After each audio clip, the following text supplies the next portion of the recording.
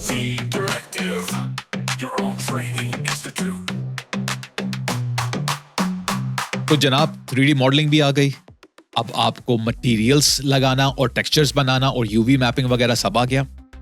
अब देखते हैं कि हम लोग लाइट्स को कैसे एडजस्ट करते हैं, किस तरह की ड्रामेटिक सिनेमैटिक लाइट्स बना सकते हैं, किस तरह की स्टूडियो बेस्ड लाइट्स बना सकते हैं और कैसे उसको हम लोग रेंडर कर सकते हैं। वो सब हम लोग अब इस चैप्टर में सीखेंगे। Light, camera, action. Start shot हो गया। Feed Directive, your own training institute.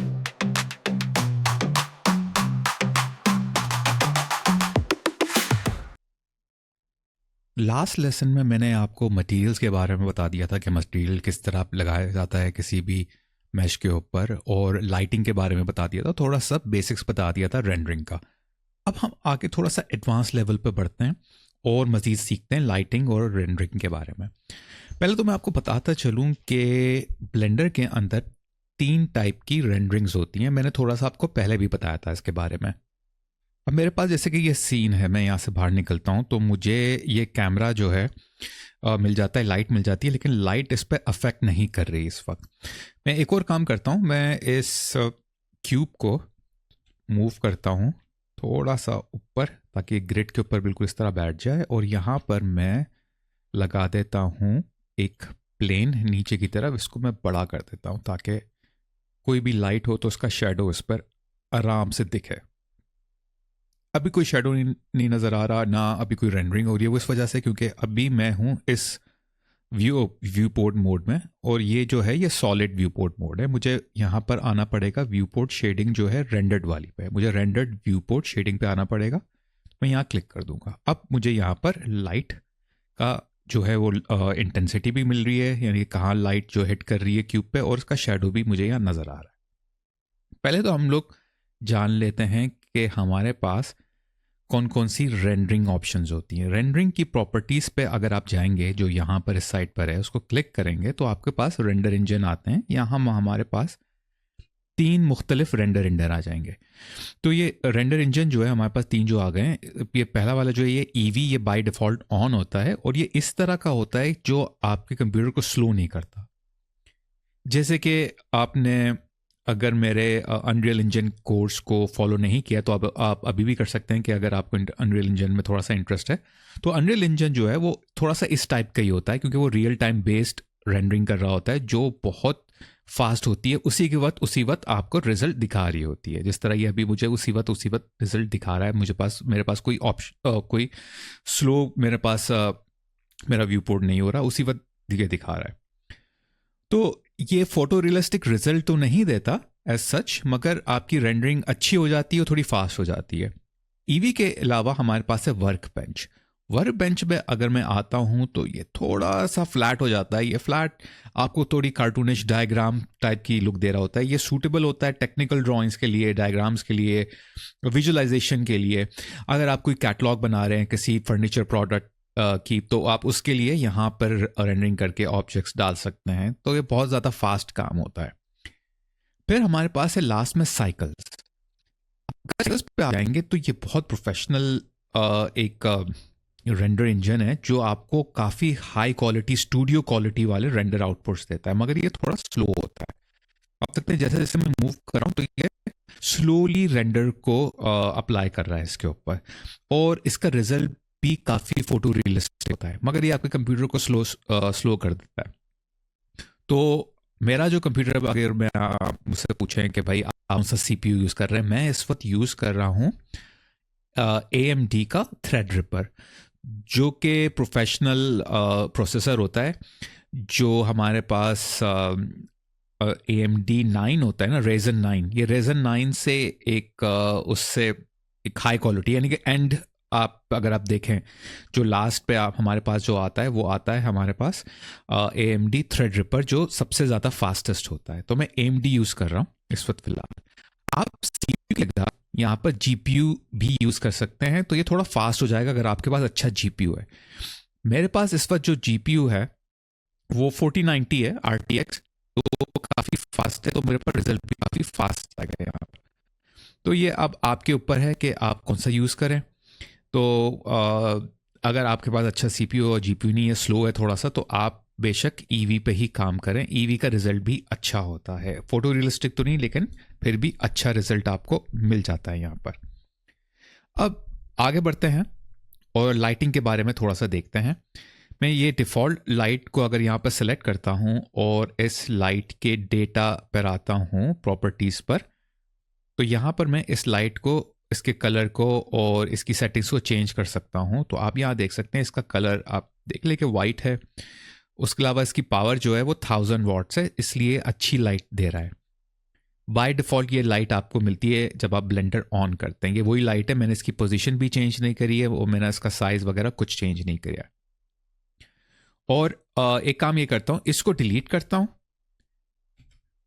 और मैं शिफ्ट ए प्रेस करके लाइट्स पे आता हूँ और यही पॉइंट लाइट लगा देता हूँ। जब मैं ये पॉइंट लाइट लगाऊंगा तो आप देखेंगे कि ये लाइट जो है थोड़ा इस तरफ चली गई है और मैं इसको यहाँ से हटा के तकरीबन उसी जगह ले आता हूँ जहाँ वो पहले वाली थी। मगर आप अगर इसकी प्रॉपर्टीज़ देखें जो मैंने अभी लगाई है, इसकी पावर जब आप नई पॉइंट लाइट लगाते हैं दोबारा से तो उसकी पावर कम होती है। तो मेरे पास ये पावर है अभी 10 वॉट्स, तो मैं इसको भी 1000 कर देता हूँ, फिर मेरे पास वो उसी तरह का रिजल्ट आएगा जैसे आ रहा था पहले। पॉइंट लाइट जो होती है वो एक बल्ब की तरह होती है। बल्ब जो है ओमनी डायरेक्शनल लाइट होती है जो हर तरफ फैल जाती है। जैसा आपका बल्ब होता है हर जगह फैल जाता है, तो ये उस तरह की होती है। आप यहाँ से उसका कलर भी चेंज कर सकते हैं। फर्ज करें कि मैंने लाइट लगानी है जो थोड़ी वार्मिश हो, येलोइश हो, तो मैं अगर इसको येलो करता हूँ तो ये बहुत ज़्यादा येलो हो जाएगा। इतना ज़्यादा येलो नहीं करना होता आपको थोड़ा सा इसको रखना होता है वाइट की तरफ, ताकि थोड़ा वार्म रहे और साथ में थोड़ा वाइट भी रहे। तो इतना ज़्यादा नहीं करें, तकरीबन इतना मैं इसको कर देता हूँ। अब ये थोड़ा बेहतर नज़र आ रहा है, सही। तो आप लाइट को जब आप इसको कलर दे रहे हो तो इस बात का ख्याल रखिएगा कि बहुत ज़्यादा ना कर दें। अब वो आपके पे डिपेंड करता है कि फ़र्ज़ कर आपको बहुत ज़्यादा स्ट्रॉन्ग कलर चाहिए तब आप इसको कर दें, वरना रियलिस्टिकली तो इसी तरह का होना चाहिए वैसे। अब मज़ीद और दूसरी इसकी सेटिंग्स हैं। पहले तो मैंने आपको कलर और पावर का बता दिया है। अब यहाँ पर होता है soft fall of. Fall of क्या होता है? फॉल ऑफ होता है कि कहाँ कहाँ लाइट जो है वो फैल रही है। फर्ज करें मैं इस लाइट को बहुत दूर कर देता हूं तो वो लाइट जो है यहां तक ज्यादा नहीं फैलेगी क्योंकि फॉल ऑफ कम हो गया, तो ये फॉल ऑफ कहलाता है। तो बेसिकली फॉल ऑफ सॉफ्ट भी हो सकता है और शार्प भी हो सकता है। सॉफ्ट होगा तो कंप्यूटर की जो है वो सीपीयू की पावर वो ज़्यादा ऑक्यूपाई करेगा। तो जाहिर बात है मेरा ऑन है तो ये बाय डिफ़ॉल्ट ऑन ही होता है, तो ये थोड़ी सी आपके कंप्यूटर को जो है ना वो स्लो करता है, बहुत ज़्यादा नहीं लेकिन थोड़ा सा करता है। अगर मैं इसको ऑफ़ कर देता हूँ, क्योंकि अगर फ़र्ज़ करें मेरे पास बिल्कुल भी मेमोरी नहीं बची, वी रैम नहीं बचा, तो मैं इसको ऑफ़ कर देता हूँ, ठीक है। तो ये ऑफ़ हो जाएगा, थोड़ा सा उसमें क्वालिटी में फ़र्क आएगा। इसके अलावा मेरे पास है रेडियस। अब रेडियस क्या करता है कि लाइट कितनी स्ट्रॉन्ग हो और कहाँ कितना ये फैले। अगर मैं इसका रेडियस बढ़ा देता हूं तो लाइट का फॉल ऑफ बढ़ जाएगा, तो लाइट ज़्यादा दूर तक जाएगी। तो अभी तो रेडियस 0 है जो बाय डिफ़ॉल्ट होता है ताकि रियलिस्टिक रिजल्ट आए, लेकिन आप उसको बढ़ा भी सकते हैं। तो आप देख सकते हैं कि शेडो जो है वो सॉफ्ट होता जा रहा है। तो जितना मैं इसको बड़ा करूंगा शेडो उतना सॉफ्ट हो जाएगा। अब इतना सॉफ्ट हो गया कि अनरियलिस्टिक सा हो गया। आप इसको 0 अगर नहीं रखना चाह रहे, सॉफ्ट, अगर आपको सॉफ्ट शेडो चाहिए, क्योंकि आप क्या करें, सबसे पहले तो जाके चेक करें कि रेफरेंसेस चेक करें कि बल्ब के अंदर जो भी ऑब्जेक्ट रखा होता है तो उसका शेडो कैसा आता है, तो उससे मैच करने की इसको कोशिश करें, तो उस तरह आपको अच्छा रिजल्ट मिल जाएगा। यहाँ सेटिंग वेटिंग अगर आप किसी से पूछेंगे भाई ये ज़रा सेटिंग बता के भाई और बिल्कुल रियलिस्टिक रिजल्ट आ जाए, तो वो बंदा आपको सही सेटिंग कभी भी नहीं बता पाएगा। आपको हमेशा रेफरेंस चेक करना होगा, ठीक है। तो वो रेफरेंस आप चेक करें जहां आपका जो सीन है वो उस रेफरेंस से मैच कर रहा है, वही सेटिंग रखें। तो किसी से पूछने पाछने की ज़रूरत नहीं है, ये मैंने आपको एक इसका तरीका बता दिया। अब हमारे पास आगे और भी सेटिंग, और हर सेटिंग जो है वो लाइट टाइप पे डिपेंड करती है। ये पॉइंट लाइट की सेटिंग्स हैं और बाकी जो लाइट्स लगाऊंगा उसकी सेटिंग्स अलग होंगी। अब हमारे पास यहाँ शेडो तो दिया हुआ है, मैं शेडो ऑफ भी कर सकता हूँ, ऑन भी कर सकता हूँ। फर्ज करें आप कोई ऐसा सीन बना रहे हैं जिसमें आपको शेडो नहीं देखना, सिर्फ आपने ऑब्जेक्ट्स देखना है, तो आप इसको ऑफ करते हैं, मगर वो अनरियलिस्टिक सा हो जाता है। वो कुछ जगहों पे काम आता है, कभी कभार डिपेंड करता है क्या प्रोजेक्ट बना रहे हैं। शेडो के अंदर और सेटिंग्स हैं, जैसे कि ये जिटर है, ये अगर आपके कंप्यूटर की स्पीड स्लो है तो उसको सॉल्व करने के लिए काम आता है। ठीक है, अब यहाँ पर आप देख सकते हैं कि मैं अगर जिटर ऑफ कर देता हूँ तो शेडो किस तरह का है। जिटर ऑन करता हूँ और इसको ओवर ब्लर और ब्लर करता हूँ, आप देख सकते हैं कि रिजल्ट पे किस तरह का फ़र्क आ रहा है। सही, तो मैं इसको अनडू कर देता हूँ, यहाँ पर वापस ऑफ कर देता हूँ। फिर मेरे पास ये फिल्टर का रिजल्ट है। आप ये डिफरेंट काइंड के रिजल्ट है, आप इसको चेक कर सकते हैं कैसा रिजल्ट आ रहा है। और ये रेजोल्यूशन लिमिट होती है, ये रेजोल्यूशन लिमिट जो है ये भी एक तरह से आपकी लिमिट रेजोल्यूशन के आपकी स्क्रीन की डिफाइन कर रहा होता है। तो ये थोड़ी सी कुछ इसकी सेटिंग्स थी शेडो के अंदर। मैं ज़्यादा कुछ इस पर छेड़ता नहीं हूँ, मैं वैसे ही इसको रखता हूँ, और बहुत कम अगर हुआ तो मैं इसको छेड़ता हूँ, वरना मैं ऐसे ही रखता हूँ। फिर उसके बाद मेरे पास आता है इन्फ्लुएंस। इन्फ्लुएंस क्या होता है कि मटेरियल की प्रॉपर्टी पे कितनी लाइट जो है ना अफेक्ट करे। फर्ज करें कि मटेरियल का जो कलर है उस पर कितना हो, 1 बहुत ज़्यादा अफेक्ट करे। ठीक है, अगर ग्लॉजीनेस है मटेरियल, मैं इसके ऊपर एक काम ये करता हूँ कि थोड़ी कलर शलर लगा देता हूँ, और इसके अलावा इसकी रफनेस को भी कम कर देता हूँ एकदम, और मेटालिक को थोड़ा, बल्कि एक काम करता हूँ, इस पर सही तरह आएगा नहीं तो मैं लगा देता हूँ यहाँ पर स्फीयर, और स्फीयर के ऊपर मैं वो कर देता हूँ, मैं इसको ज़रा कंट्रोल प्रेस करके ऊपर करूँ ताकि स्नैप हो जाए। तो ये यहाँ पर आके मैं इसको शेड स्मूथ भी कर देता हूँ, और एक नया मटेरियल बना के डिफरेंट कलर में, और रफनेस इसकी कम कर देता हूँ ताकि आपको थोड़ा ग्लॉसी नज़र आए। मेटालिक भी इसकी, बल्कि मेटालिक तो वैसे ही छोड़ देते हैं इसको। ठीक है, अब मैं लाइट की इस पर आता हूँ प्रॉपर्टी पे। आप देखें कि मैंने लाइट सेलेक्ट करी हुई है। अब यहाँ पर डिफ्यूज़ का इन्फ्लुएंस है, अगर मैं इसको कम कर देता हूँ, ठीक है, तो जो भी मेरे पास कलर थे वो डार्क हो गए। मेरा जो है फ्लोर का कलर भी डार्क हो गया है, और मेरा जो स्फेयर्स का भी कलर डार्क हो गया, क्योंकि वहाँ पर लाइट उसके कलर को अफेक्ट ही नहीं कर। अगर ग्लॉसीनेस को कम करता हूँ तो उसमें क्या होगा कि आप देख सकते हैं कि मैंने ग्लॉसीनेस को बिल्कुल ज़ीरो कर दिया, तो जितना भी ग्लॉसीनेस पे अफेक्ट हो रहा था ना वो ज़ीरो हो गया। अब ग्लॉसीनेस पे अफेक्ट हो ही नहीं रहा। तो एक और ये काम है, ठीक है, ये भी आप कर सकते हैं। ट्रांसमिशन, अगर ये ट्रांसपेरेंट है उस पर भी इसी तरह काम कर सकते हैं, वो वॉल्यूम स्कैटरिंग पे भी इसी तरह आप काम कर सकते हैं। मैं इसको दोबारा जो है क्यूब लगा देता हूँ ताकि आगे मैं क्यूब पे 2-3 काम करना है तो वो आपको समझ में आ जाए। सही, तो आपको ये पता चल गया होगा इसके बारे में, इन्फ्लुएंस के बारे में। फिर हमारे पास कस्टम डिस्टेंस है कि लाइट कितना दूर तक फैले, तो इसको भी आप जो है छेड़खानी कर सकते हैं, इसको भी आप यहाँ पर आके एडजस्ट कर सकते हैं। तो मैनुअली अगर मुझे करना है तो मैं लाइट को खुद ही उसका डिस्टेंस इस तरह एडजस्ट करूँगा, लाइट की पोजीशन और उसकी पोजीशन को अपने ऑब्जेक्ट की पोजीशन को खुद ही सेट करूँगा। लेकिन अगर आपको इस तरह नहीं करना, काम आपको किसी दूसरे तरीके से करना है, तो आप सिंपली यहाँ पर क्या कर सकते हैं, कस्टम डिस्टेंस ऑन करके इसकी सेटिंग कम और ज़्यादा कर सकते हैं। ये आपको बहुत ज़्यादा चेंज करनी पड़ेगी, तब आपको जाके कुछ इफेक्ट नज़र आएगा। सही, अभी इतना नज़र नहीं आ रहा क्योंकि सीन कोई मेरे पास बड़ा सीन नहीं है या कोई ऐसा सीन नहीं है। सही, तो मैं इसको वापस नॉर्मल कर देता हूँ। फिर हमारे पास आती है कुछ कस्टम प्रॉपर्टीज़। इन कस्टम प्रॉपर्टीज़ पे आप नई कोई प्रॉपर्टी लगा सकते हैं, कोई प्रॉप लगा दिया, कुछ भी कर दिया। सही, मैंने इस पर इतना ज़्यादा काम नहीं किया, ये आप अगर देखना चाहें अपनी मर्ज़ी से खुद तो देख सकते हैं।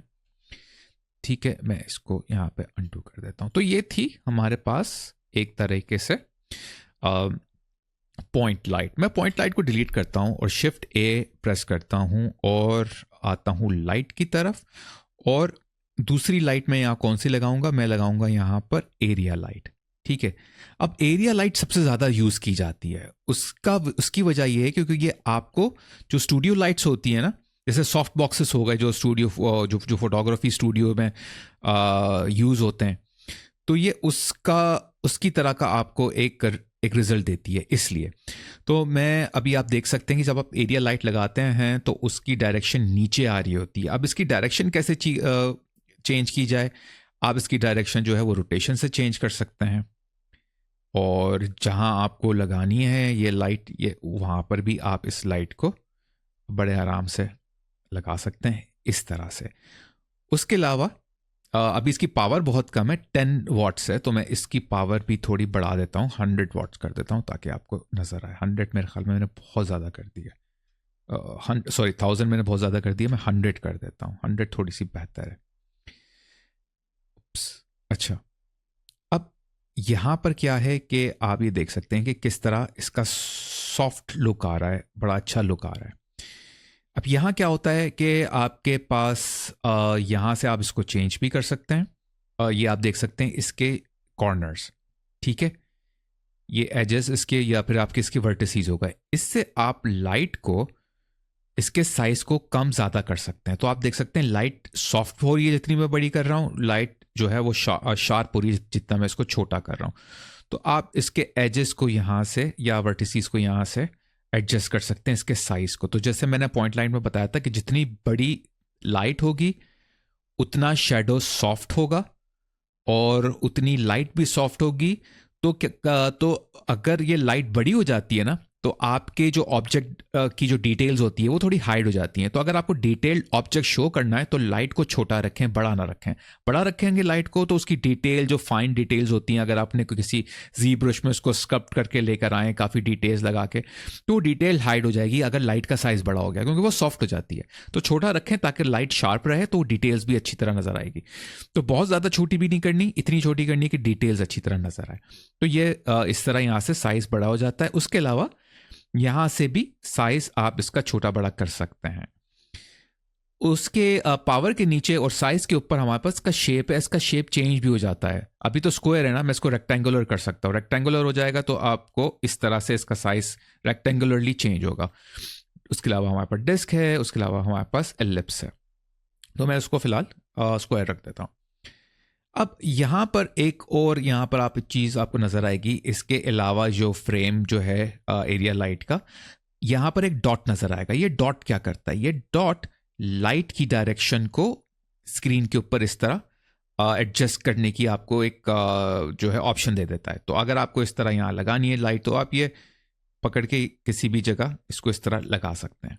सही, मैं अमूमन ये इतना ज़्यादा यूज़ नहीं करता। मुझे अगर लाइट को थोड़ा सा चेंज करना होता है ना, तो मैं रोटेट यूज़ करता हूँ, क्योंकि रोटेट बहुत ज़्यादा एक्यूरेट होता है और अच्छी तरह से आप उस पर काम कर सकते हैं। तो मैं रोटेट जो है और मूव जो है मैं शॉर्टकट से भी कर सकता हूँ। आर दबा के जी एक्सिस पे मैं रोटेट अगर करूँ तो बड़ा अच्छी तरह से रोटेट हो जाएगा। यहाँ से इस येलो डॉट से अगर मैं रोटेट करूँगा या कुछ करूँगा तो वो जो है ना, वो ओमनी डायरेक्शनल में रोटेट करना शुरू हो जाता है। रिजल्ट फिर इतना अच्छा नहीं मिलता फिर।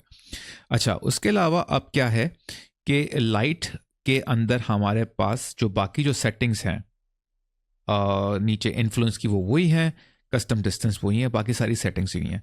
अब बजाय मैं इसको डिलीट करूं और फिर मैं स्पॉटलाइट लगाऊं और आपको दिखाऊं उसके स्पॉटलाइट क्या होती है, हमारे पास एक और ऑप्शन दी हुई होती है।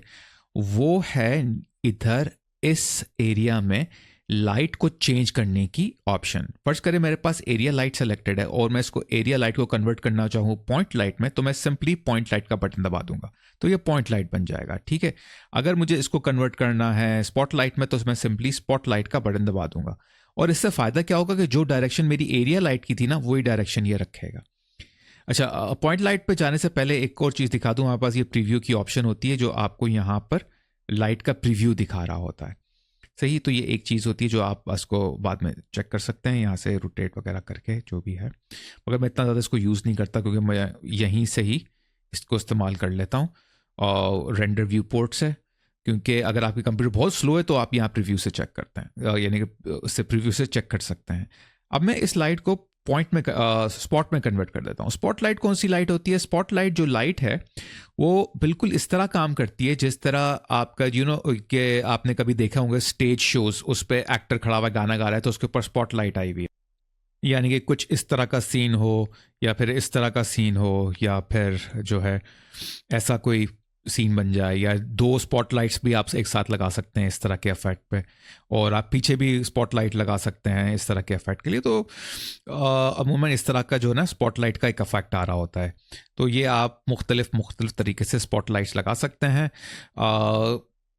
इस तरह का कोई सीन बनाने के लिए कि किसी यानी प्रोडक्ट विजुअलाइजेशन के लिए, कोई एनिमेशन के लिए जहां आपको स्पॉटलाइट लगानी है, कोई किसी को हाईलाइट लाइमलाइट में किसी कैरेक्टर को लेकर आना है, तो उसके लिए काफ़ी यूज़ होती है। अब ये चूँकि ये पहले था एरिया लाइट, मैंने इसको स्पॉटलाइट में कन्वर्ट कर दिया, तो ये डायरेक्शन भी उसी की दे रहा है। तो मैं इसको थोड़ा सा मूव करता हूँ ऊपर की जानिब, जी प्रेस करके जी ऊपर आ जाता है, और मैं थोड़ा सा इसको रोटेट भी कर देता हूँ वाई एक्सिस में, ताकि ये थोड़ा इस तरह का मेरे पास स्पॉटलाइट आ जाए। मैं इसको थोड़ा सा और मूव कर देता हूँ ऊपर की तरफ, ठीक है। तो और थोड़ा पीछे कर देता हूँ, ओके। अब ये बेहतर है, मगर लाइट इसके ऊपर आ नहीं रही। लाइट इसके ऊपर क्यों नहीं आ रही? क्योंकि स्पॉट लाइट की पावर जो होती है ना वो बहुत ही कम होती है, 100 पे भी ये काम नहीं करती।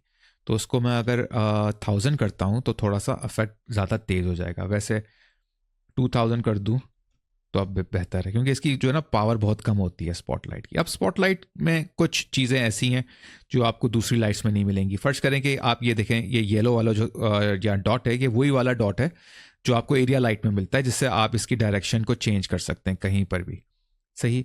तो ये वो हो गया। उसके अलावा आपको यहाँ पर एक लाइट ब्लू कलर का एरो नज़र आएगा। ये लाइट ब्लू कलर का जो एरो होता है ना, ये क्या काम करता है? ये आपकी लाइट को इसके जो एंगल है ना, एंगल जो बीम है, ये उसकी बीम को छोटा बड़ा कर सकता है। यानी कितना बड़ी इसकी बीम होनी चाहिए, कितनी छोटी उसकी बीम होनी चाहिए। ये वो काम यहाँ पर आपको दे सकता है। ये चीज़ आप यहाँ से भी चेंज कर सकते हैं, ठीक है। बीम का साइज छोटा बड़ा कर सकते हैं यहाँ से। रेडियस जो है वो एक्चुअल स्पॉटलाइट का जो एंड है उसके लिए होता है, कितना बड़ा कितना छोटा होना चाहिए। तो ये उसके लिए फ़िलहाल रेडियस हमें इतना ही इसको रखते हैं, साइज इतना रखते हैं। अब ब्लेंड क्या होता है? ब्लेंड ये जो आपका लाइट का ये जो एरिया है ना, मैं जितना इसको बढ़ाऊंगा ये उतना उस एरिया से ब्लेंड हो जाएगा, जितना कम करूंगा ये शार्प हो जाएगा। ये थोड़ा अनरियलिस्टिक सा हो गया है, ये थोड़ा सा रियलिस्टिक सा हो गया। तो ये आपका डिपेंड करता है कि आप रेफरेंसेस को चेक करें। जैसे मैं अभी आपको रेफरेंसेस दिखा रहा था, उस पर आप इसको जो है ना वहाँ से चेक कर सकते हैं। हमारे पास यहाँ पर एक आती है ऑप्शन शो कोन। अगर मैं इसको प्रेस करता हूँ तो ये कोन उसका दिखा देता है कितना बड़ा है। वैसे ही अगर आप रेंडर करेंगे ना तो इस तरह का फॉगी इफेक्ट नहीं मिलेगा आपको, ये सिर्फ दिखाने के लिए होता है, ठीक है। तो मैं इसको हटा देता हूँ। शेडो की ऑप्शंस वही हैं, इन्फ्लुएंस की ऑप्शंस वही हैं, और कस्टम डिस्टेंस भी वही है, और ये सब कुछ बाकी चीज़ें वही है, ठीक है। तो ये आपका एक हमारा स्पॉटलाइट का हो गया काम। अच्छा, अब जितनी भी ये तीनों लाइटें थी, इनकी लोकेशन जो है वो मैटर करती है, ठीक है। अगर मैं पॉइंट लाइट की तरफ आता हूं और मैं पॉइंट लाइट को यहां से मूव करता हूं, तो आप देख सकते हैं कि जहां जहां जा रहा हूं शेडो चेंज हो रहा है, क्योंकि लोकेशन इसकी मैटर करती है, ठीक है। और इसका जो रोटेशन है, जो इसका एंगल है पॉइंट लाइट का, वो मैटर नहीं करता, सिर्फ पॉइंट लाइट की लोकेशन मैटर करती है। इसी तरह अगर मैं स्पॉट लाइट पे आता हूं, इसको अंडू कर देते हैं, ये मैंने बहुत ज़्यादा मूव कर दिया, ठीक है। अगर मैं स्पॉटलाइट पर आता हूं और स्पॉटलाइट को मूव करता हूं, तो आप देख सकते हैं स्पॉटलाइट की भी लोकेशन मैटर करती है। उसके साथ साथ ये इसकी रोटेशन को भी मैटर करता है, ठीक है। ये स्पॉटलाइट की रोटेशन भी मैटर करती है। पॉइंट लाइट की रोटेशन मैटर नहीं करती, स्पॉटलाइट की रोटेशन मैटर करती है। इसी तरह अगर मैं एरिया लाइट पर आता हूं, तो एरिया लाइट की भी रोटेशन मैटर करती है, ठीक है। मैं कहीं पर भी इसको यानी रोटेट करना चाहूँ आके, तो मुझे रिजल्ट थोड़ा सा यानी कि डिफरेंट सा मिलेगा, ठीक है। आप ये देख सकते हैं। और अगर मैं इसको मूव करूं तो इसकी जो है लोकेशन भी मैटर करती है। तो इसका एंगल, इसकी रोटेशन और इसकी लोकेशन जो है ना वो सारी मैटर करती है। अगर मैं सनलाइट लगाता हूं, सनलाइट ऑलरेडी बहुत स्ट्रांग होती है। अभी ये देखें क्योंकि स्पॉटलाइट थी तो स्पॉटलाइट सबसे ज़्यादा लो होती है, तो इसलिए 2000 थी। अगर मैं चेंज करता हूँ इसको, सनलाइट बना देता हूँ, तो ये बहुत स्ट्रांग हो जाएगी, क्योंकि 2000 इसको ज़रूरत नहीं है 2000 की। 1 कर दें वो भी बहुत है। ठीक है, मैं इसको 2 कर देता हूँ फिलहाल, ताकि थोड़ा सा रोशनी वोशनी आ जाए। हो सकता है यूट्यूब पे ना दिखाए। तो आप देख सकते हैं कि बिल्कुल सनलाइट जैसे होती है उस तरह का आपको ये रिजल्ट दे रहा होगा। अब यहाँ पर आके इसको आप और बढ़ा भी सकते हैं, मगर इतना नहीं बढ़ाएं कि बिल्कुल ही सीन अनरियलिस्टिक सा हो जाए। और आप इसका कलर भी थोड़ा सा, अगर फ़र्ज़ करें आप थोड़ी वार्म बना रहे हैं कि ये भाई गोल्डन आवर चल रहा है, ठीक है, उस तरह का आप इसको सीन दे सकते हैं। तो इस तरह ये आप आके इसका कलर भी चेंज कर सकते हैं। अच्छा, आप यहाँ देखें शेडो कितना शार्प है। अब इस शेडो को अगर मुझे सॉल्व करना है, ठीक है, इसकी शार्पनेस कम करनी है, तो मुझे सिंपल क्या करना पड़ेगा, इसके एंगल को कम या ज़्यादा करना पड़ेगा। ज़्यादा करूंगा तो ये शेडो सॉफ्ट हो जाएगा। ठीक है, अब सनलाइट का शेडो सॉफ्ट कब होता है? सनलाइट का शेडो उस वक्त सॉफ्ट होता है जब बहुत क्लाउडी दिन हो, जब बादल बहुत हो। क्योंकि क्या होता है, जब बादल बहुत ज्यादा होते हैं ना, तो एक नेचुरल डिफ्यूजन पैदा हो जाती है। जो नेचुरल डिफ्यूजन होती है ना, वो आपके शेडो को और लाइट को सॉफ्ट कर देती है। तो इस वजह से जब भी आप देखेंगे कि कभी भी बहुत ज़्यादा बारिश हुई है और आसमान पे बहुत बादल है, तो शेडो सॉफ्ट हो जाता है, लाइट भी बाहर थोड़ी सी धीमी धीमी हो जाती है, धूप खत्म हो जाती है। मगर बहुत ही अगर सनी डे है तो क्या होता है कि शेडो जो है वो शार्प हो जाता है इस तरह। जितना ज़्यादा सूरज ऊपर होगा उतना ज़्यादा शार्प आपको शेडो मिलेगा। तो यहाँ से आप उसको कम ज़्यादा कर सकते हैं। ठीक है, बाकी जो सेटिंग्स हैं वो वही हैं जो मैंने आपको पहले बता दी थी इसकी। तो लाइट्स की जितनी भी प्रॉपर्टीज़ हैं वो आपको कहाँ मिलेंगी? वो आपको प्रॉपर्टीज़ के सेक्शन में डेटा पे मिलेंगी। ठीक है, जो भी आपको प्रॉपर्टीज़ यूज़ करनी है वो यहाँ से आप इसको चेंज कर सकते हैं। अच्छा, अब एक और चीज़ मैं यहाँ पर आपकी बताता चलूँ कि हमारे पास कुछ इफेक्ट्स होते हैं और कुछ जो है हमारे पास डूज एंड डोंट्स हैं, वो हम लोग देख लेते हैं। पहले तो मैं एरिया लाइट पे आ जाता हूँ और एरिया लाइट को 1000 कर देते हैं। ठीक है, अब वो डूज एंड डोंट्स हैं क्या, वो देख लेते हैं अभी। वो डूज एंड डोंट्स ये हैं कि पहले तो आप अपने रेफरेंस को चेक करें कि शेडो किस तरह का आ रहा हो। तो शेडो अगर आपका लाइट के साथ, रेफरेंस के साथ मैच हो जाएगा ना, तो ऑटोमेटिकली आपकी लाइट भी साथ में मैच हो जाएगी।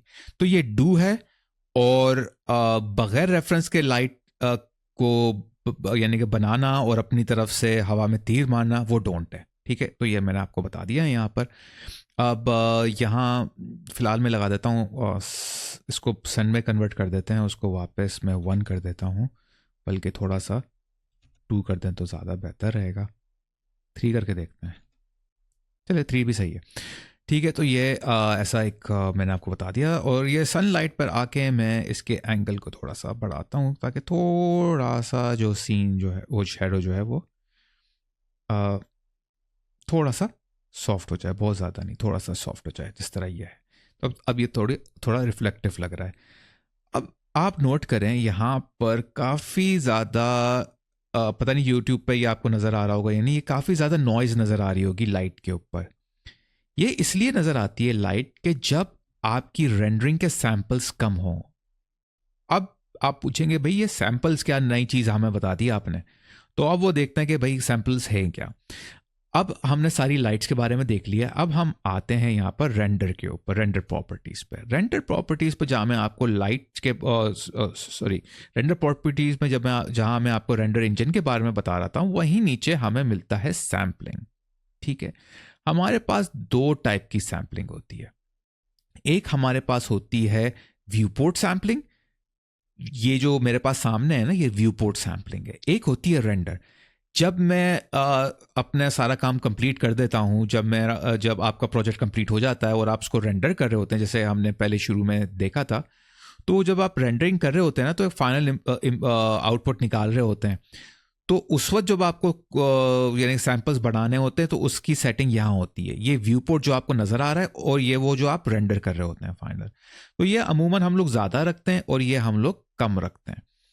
अब अगर मुझे ये 16 सैंपल्स पे व्यू पोर्ट पे ये रिजल्ट इस तरह का मिल रहा है, ठीक है, अगर मैं कैमरे पे अपने आता हूँ, यहाँ पर क्लिक करके कैमरे को लॉक कर देता हूँ और यहाँ इसको मूव करता हूँ, थोड़ा बड़ा लेकर आता हूँ, ठीक है। 16 अगर मुझे इस तरह इसका मिल रहा है ना, तो अगर मैं इसको रेंडर पे आके रेंडर इमेज करूँगा ना, तो मुझे थोड़ा बेहतर नज़र आएगा। आप देख सकते हैं बेहतर नज़र आ रहा है, सही।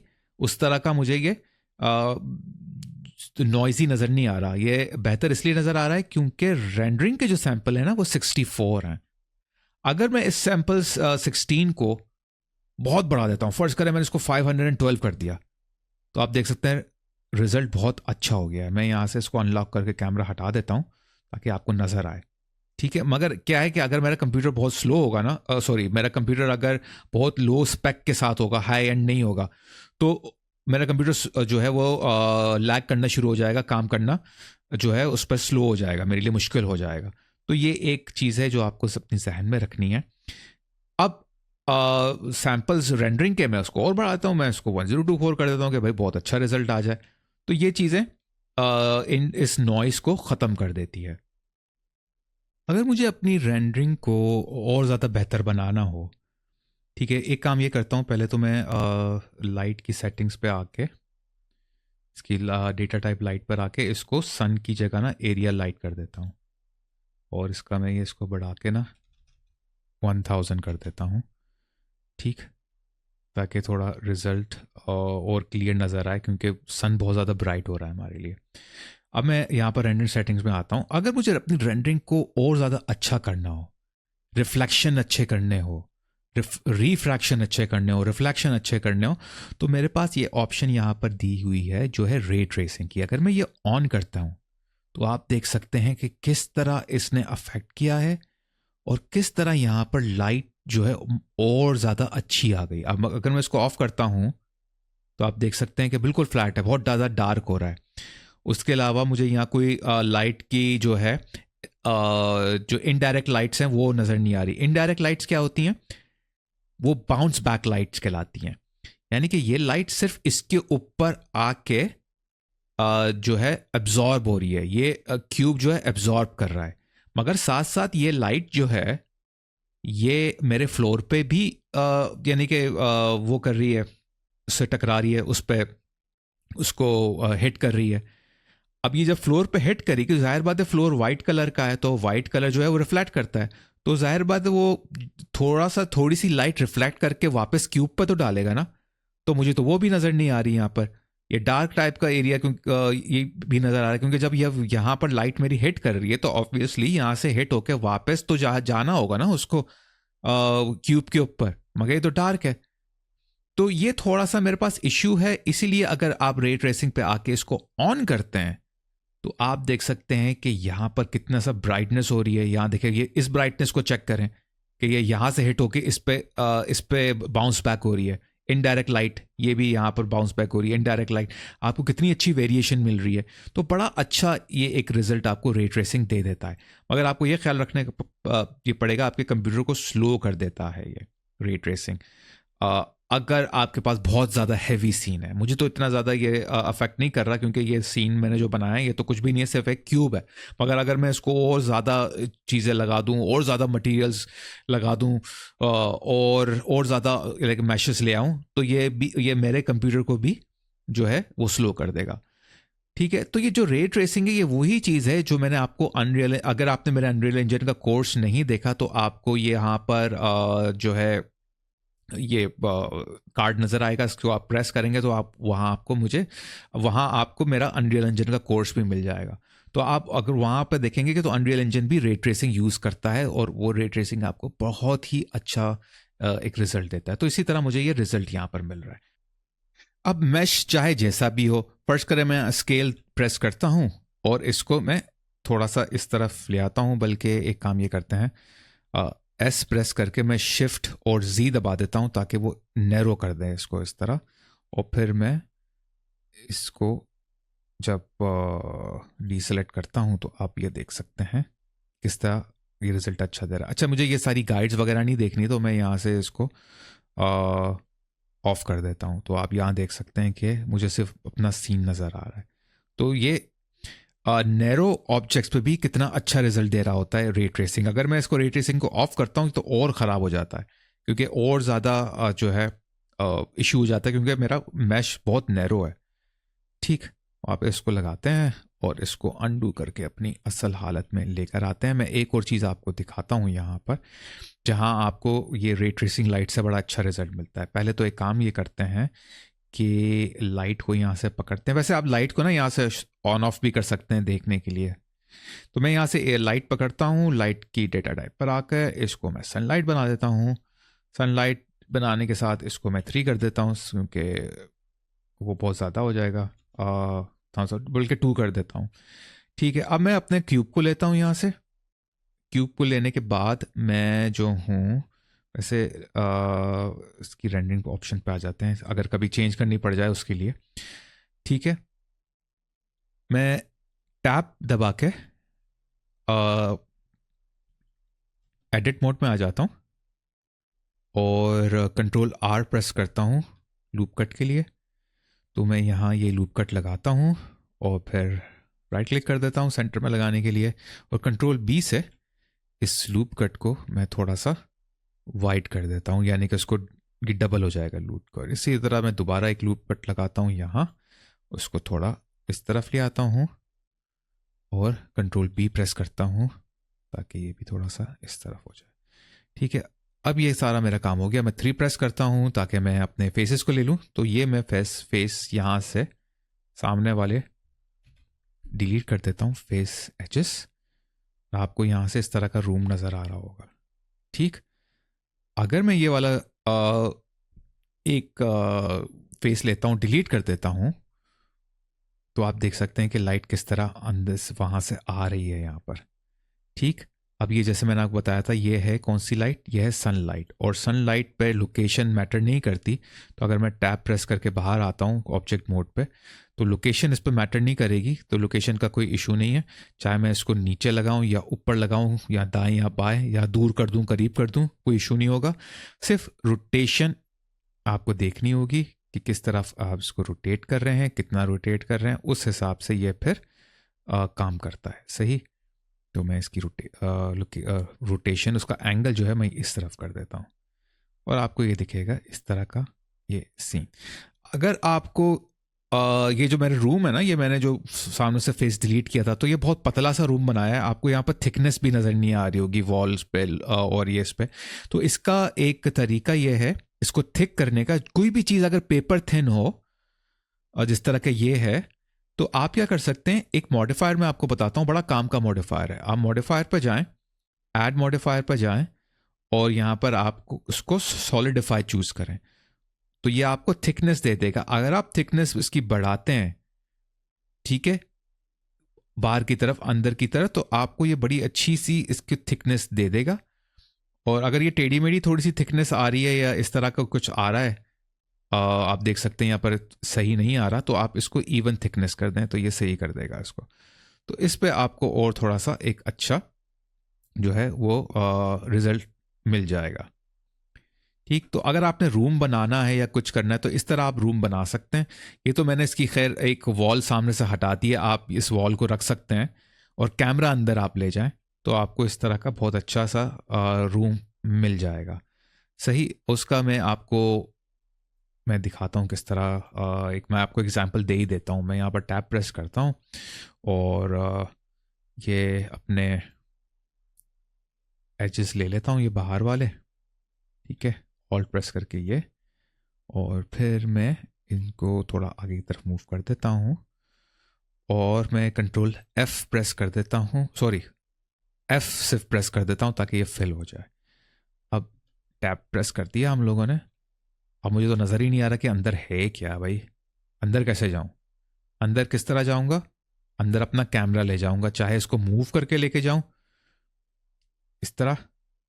ठीक है, एक तरीका यह है, अंदर तो चला गया। अब दूसरा तरीका क्या है, आप कैमरे के बटन को यहाँ पर दबा दें और इसको व्यू लॉक कर दें, और फिर जो आपका व्यू है आप इसको सेट कर देंगे किस तरह आपको व्यू चाहिए। और हम लोग और मज़ीद कैमरे के बारे में ना आगे सीखेंगे। अभी फ़िलहाल मैं आपको सिर्फ इतना इसको एक छोटी सी एग्जांपल बता रहा हूँ। तो ये आपको एक रूम के अंदर का व्यू दिखा रहा है, ठीक, किस तरह लाइट बाहर से अंदर आ रही है, क्योंकि रूम पूरा बंद है। अगर मैं आपको दिखाऊं ना, ये देख सकते हैं आप, पूरा रूम बंद है, सिर्फ कैमरा अंदर है।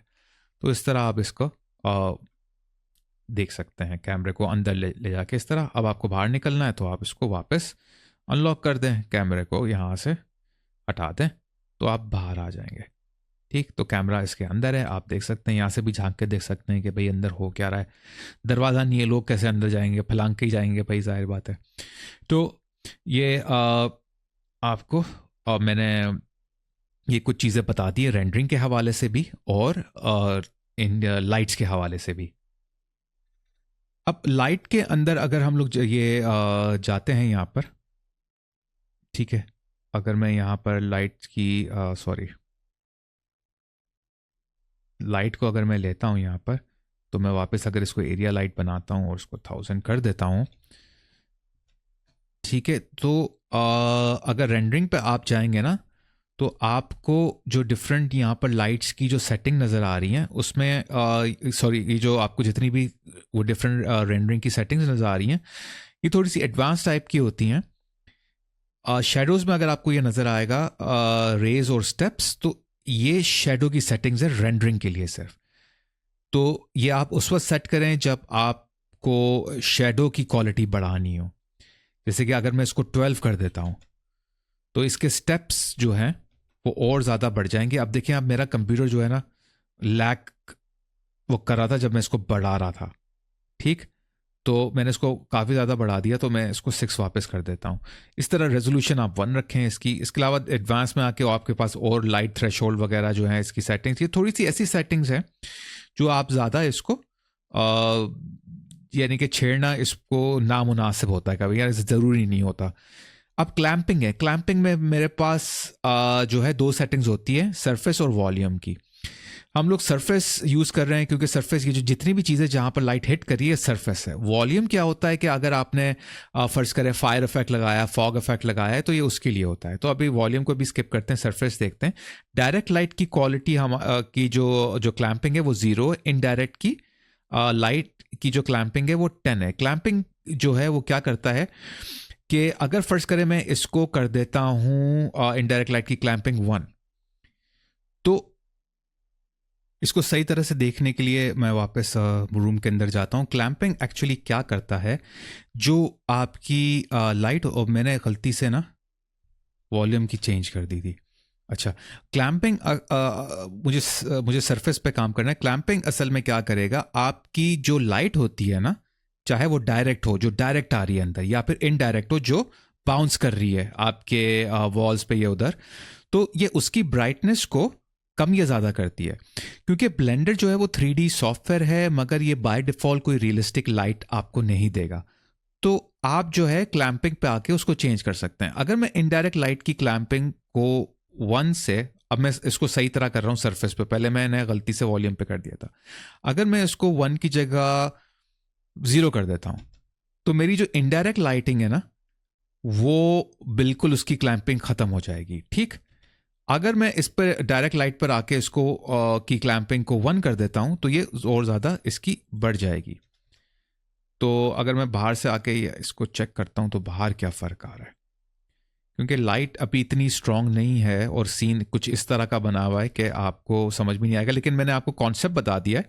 ये लाइट की जो ब्राइटनेस होती है ना, यानी कि डायरेक्ट लाइट जो हिट कर रही है, जैसे कि ये यहाँ पर हिट कर रही है, तो ये कितनी ब्राइट होनी चाहिए और कितनी डार्क होनी चाहिए। और इनडायरेक्ट लाइट जो यहाँ से टकरा के दूसरा जगह पे जा रही है, जैसे कि यहाँ टकरा के जा रही है, तो उसकी कितनी ब्राइटनेस या वो होनी चाहिए ज़्यादा। तो ये उसके लिए होता है। अगर फर्स्ट करें मैंने इसको 500 कर दिया, तो ये उस पर इतनी ज़्यादा अफेक्ट करेगी। लेकिन अभी सीन कुछ जो है वो इतना ज़्यादा मेरे पास एडवांस नहीं है, यानी कि मेरे पास कोई इतना कॉम्प्लेक्स सीन नहीं है कि आप वो देख सकें, मगर आपको कॉन्सेप्ट पता चल गया होगा इसका।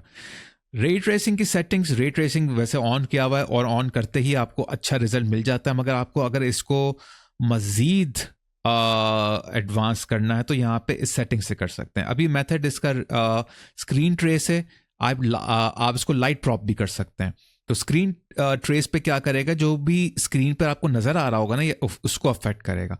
लाइट प्रॉप पे ये करेगा कि जितनी भी आपके पास लाइट्स लगी हुई हैं, ये उन लाइट्स को, चाहे वो स्क्रीन जो सीन में नज़र आ रही हो या ना आ रही हो, उन पे अफेक्ट ये करेगा। तो अगर आपने अपनी वी रैम बचाना है, अपना CPU की पावर बचानी है, तो आप स्क्रीन ट्रेस पे रखें ताकि जो आपके सामने है उसी पे अफेक्ट हो। अब मेरे पास रेजोल्यूशन जो है इसकी स्क्रीन रेजोल्यूशन है वो 1:2 है। मैं इसको ये भी कर सकता हूँ 1:6 और ये सब कुछ जो भी आपकी मर्ज़ी है, मगर इसकी स्क्रीन की कुछ एस्पेक्ट रेशियोज़ होती हैं, ये उसके लिए है। ठीक है, ये रेंडरिंग के लिए होता है बेसिकली। ये वो वाली रेशियो नहीं है जैसे कि वाइड स्क्रीन, टॉल स्क्रीन, वो वाला नहीं है सीन। ये रे ट्रेसिंग के लिए जो रेशियो रेजोल्यूशन की इस्तेमाल होती है उसके लिए है। अब रफनेस यहाँ पर कितनी मैक्सिमम रफनेस आपको दे रे ट्रेसिंग, तो 0.5। मैं इसको अगर 1 कर दूँ तो ये आप देख सकते हैं कि सीन बिल्कुल रफ हो गया है। ठीक, अगर मैं इसको 0 कर देता हूँ तो बिल्कुल ही इसकी रफनेस ख़त्म हो गई है। तो मैं इसको अगर रियलिस्टिक रखना चाहूँ तो 0.5 ही रखूँगा, इतना वो नहीं। स्क्रीन ट्रेसिंग की सेटिंग्स है कि इसकी प्रिसिशन 0.250 है। आप इसको पूरा अगर बढ़ा दें तो प्रिसिशन पूरी हाई हो जाएगी, मगर थोड़ा ये अगर कॉम्प्लेक्स सीन है ना तो ये इसको स्लो भी कर सकता है। थिकनेस के अगर फर्ज करें कोई आपका सीन हो गया, आपका ये जो जैसे कि मेरे पास ये मॉडल है, इसकी अगर थिकनेस पर अफेक्ट करना है या नहीं करना, या जो भी सीन है ये उसके लिए यूज़ होता है। ठीक है, इसको भी आप कम या ज़्यादा कर सकते हैं। अगर आपके पास बहुत थिन कोई आइटम है और वो सही तरह से लाइट पे जो है ना वो लाइट को एब्जॉर्ब नहीं कर पा रहा है, तो ये उसकी सेटिंग्स के लिए होता है। हमारे पास डी नॉइजिंग है, ये जितनी भी नॉइज़ यहाँ पर आती है उसको ये डी नॉइज़ ऑटोमेटिकली कर देता है। मैं इसको हटा भी सकता हूँ। अब देखेंगे नॉइज़ जा नहीं रही, जॉइंट नॉइज़ वहीं की वहीं है। अगर मैं इसको वापस क्लिक करता हूँ तो ये नॉइज़ को कम कर देगा। ठीक, अब पता नहीं यूट्यूब की स्क्रीन पर सही तरह नज़र आ रहा है या नहीं आ रहा, लेकिन ये नॉइज़ को ख़त्म करने के लिए होता है। और इसकी आप कोई भी यानी कि नॉइज़ की 3 डिफरेंट टाइप है, उसको भी आप मज़ीद अंदर जाके छेड़खानी कर सकते हैं, उसको एडजस्ट कर सकते हैं। हमारे पास फास्ट ग्लोबल इल्यूमिनेशन अप्रॉक्सीमेशन है। यहाँ पर ग्लोबल इल्यूमिनेशन क्या है? ये ग्लोबल इल्यूमिनेशन वही होती है जो डायरेक्ट लाइट और इनडायरेक्ट लाइट पे काम करती है। ठीक है, तो अब अभी हमारे पास जो है वो ग्लोबल इल्यूमिनेशन ही एक तरह से, क्योंकि हम लोग रे ट्रेसिंग यूज़ कर रहे हैं, तो ये उसकी सेटिंग भी आप यहाँ के इसको मज़ीद और एडजस्ट कर सकते हैं। अभी मैं ग्लोबल इल्यूमिनेशन यूज़ कर रहा हूँ, मैं एम्बिएंट डिक्लूजन भी यूज़ कर सकता हूँ। एम्बिएंट डिक्लूजन कर दूंगा तो आपको वो उसी तरह का डार्क टाइप का सीन एक मिल जाएगा, क्योंकि एम्बिएंट डिक्लूजन क्या करता है कि आपको थोड़ा सा क्ले फील आपको उस पर इसलिए आती है क्योंकि ये शैडोज़ को उस पर यानी कि वो जो एटमॉस्फेरिक शेडो होते हैं ना, जो आपके एटमॉस्फेयर का जो शेडो होता है उसको एनहांस कर देता है बहुत ज़्यादा। तो इस वजह से आपको थोड़ा सा डार्किश क्ले वाली फीलिंग आ रही होती है। मैं इसको ग्लोबल इल्यूमिनेशन ही रखता हूँ। ठीक है, फिर ये वॉल्यूम्स अगर आप यूज़ कर रहे हो, जैसे कि कोई भी स्मोक इफेक्ट या फायर इफेक्ट, उसके लिए हो गया, एक कर्व्स के लिए हो गई। अब सिंप्लीफाई अगर मैं क्लिक करता हूँ तो ये इसके मेरे सीन को सिंप्लीफाई कर देता है, लेकिन मैंने इसको इतना ज़्यादा यूज़ नहीं किया। डेप्थ ऑफ फील्ड कैमरे के लिए होता है, हम लोग बाद में देखेंगे। मोशन ब्लर एनिमेशन के लिए, फिल्म भी कैमरे के लिए है। फिर परफॉर्मेंस आपके मेमोरी की परफॉर्मेंस वगैरह, अगर आपका कंप्यूटर बहुत ज़्यादा स्लो हो रहा है या फास्ट हो रहा है, या आपको पूल्स दिए हुए होते हैं कि आप कितनी मेमोरी शैडो के लिए यूज़ करना चाह रहे हैं, कितनी लाइट्स के लिए यूज़ करना चाह रहे हैं, यहाँ से आप वो सेलेक्ट कर सकते हैं। तो ये थोड़ी सी एडवांस लेवल पे जाके आ जाती है। तो ये बाकी ग्रीस पेंसिल के लिए हो गया, फ्री स्टाइल के लिए हो गया, तो ये सब चीज़ें जो है थोड़ा एडवांस में आ जाता है। तो मैं इसको इतना ज़्यादा आपको अभी इसलिए नहीं बताऊंगा क्योंकि सब आपके सर पर से गुजर जाएगा। बस जो इम्पोर्टेंट सेटिंग्स यहाँ पर आती हैं, जो आप रेंडर कर रहे होते हैं, ईवी रेंडरिंग जब आप कर रहे होते हैं, तो आपको बस जहन में ये रखना है कि सबसे इम्पोर्टेंट जो चीज़ें हैं यहाँ पर वो है आपके सैम्पल्स। तो आपके व्यू पोर्ट सैम्पल्स और आपके रेंडर सैम्पल्स। उसके अलावा आप रे ट्रेस ऑन कर दो। रे ट्रेस की एडवांस सेटिंग्स को एडजस्ट करने की ज़रूरत नहीं है, ना शैडो के एडवांस सेटिंग्स को एडजस्ट करने की यानी कि ज़रूरत है, कोई इनको की ज़रूरत नहीं है। हाँ, अगर आप कैमरा आगे लगाते हैं तो आप डेप्थ ऑफ फील्ड और फिल्म पे थोड़ा सा काम कर सकते हैं, या अगर आप एनिमेशन कर रहे हैं तो आप मोशन ब्लर पे थोड़ा काम कर सकते हैं। इससे ज़्यादा आपको जो है ना ज़्यादा परेशान होने की किसी और चीज़ की इस पे ज़रूरत नहीं है। तो उम्मीद है ये क्लास थोड़ी लंबी हो गई, मगर मैंने आपको काफ़ी चीज़ें एडवांस लेवल पे जाके बतानी थी ताकि आपको सही तरह से समझ में आ जाए। तो आप एक्सपेरिमेंट्स करते रहें और देखते रहें कि किस तरह, रेफरेंस ज़रूर चेक करते रहें, क्योंकि रेफरेंस के बगैर आपको रियलिस्टिक रिजल्ट नहीं मिलेंगे। तो आप वो चेक करें और इस तरह काम करें, और मेरे साथ भी शेयर करें जो भी आपके रिज़ल्ट आ रहे हैं। और अगर मुझसे कोई गलती हो गई हो या मैंने कुछ गलत बता दी हो तो भाई मुझे माफ़ कर दिएगा, और आप कमेंट सेक्शन में बता सकते हैं अगर मैंने कोई चीज़ गलत आपको बता दी हो। वैसे तो मैंने सारी रिसर्च करके ही आपको सब कुछ बताता हूँ, मैनुअल्स वगैरह देख के या दूसरी बुक्स वगैरह पढ़ के। तो फिर मिलते हैं नेक्स्ट क्लास में। अगर आपने अभी तक मेरे चैनल को सब्सक्राइब नहीं किया है तो बराए करम अभी कर लें और बेल आइकन को दबाना मत भूलिएगा। मैंने ये नोटिस किया है कि आप में से काफी लोग मेरे वीडियोस मेरे चैनल को सब्सक्राइब किए बगैर देख रहे हैं। तो भाई अब मेरे चैनल को सब्सक्राइब कर लें ताकि आप जी इंटरेक्टिव कम्युनिटी का एक अहम हिस्सा बन जाए। और एक और अहम बात बताता चलूं, प्लीज मेरी वीडियोस को डाउनलोड ना कीजिए, सिर्फ उन्हें ऑनलाइन देखें। जब आप उन्हें डाउनलोड करते हैं तो मेरे चैनल का वॉच टाइम आवर असरअंदाज होता है, जो बहुत नुकसानदेह है। तो प्लीज आप उन्हें डाउनलोड ना करें बल्कि ऑनलाइन देखें। आप लोगों का बहुत बहुत शुक्रिया। अब मिलते हैं अगली वीडियो में, तब तक के लिए इजाजत दें और अपना बहुत ख्याल रखें।